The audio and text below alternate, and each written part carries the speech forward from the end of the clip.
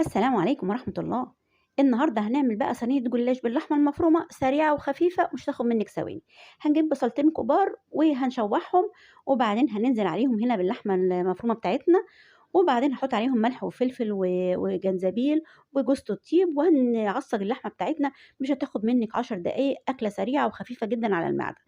وهنشوحها كده زي ما انتم شايفين لغاية ما تتعصج، وهنحطها على جنب. عندنا هنا لفة جلاش، هنقطعها كده شرايح شرايح نصها فقط، لغاية ما نقطعها كده شرايح كلها ونفرفطها من بعضها خالص عشان تبقى هشة، وهنعين النص التاني على جنب. هنجيب هنا بيضة وكوباية لبن وملح وفلفل، وهنقلبهم كويس جدا، وهنجيب البايركس بتاعنا وهندهن البايركس بتاعنا بحبة من البيض والسمنة السايحة.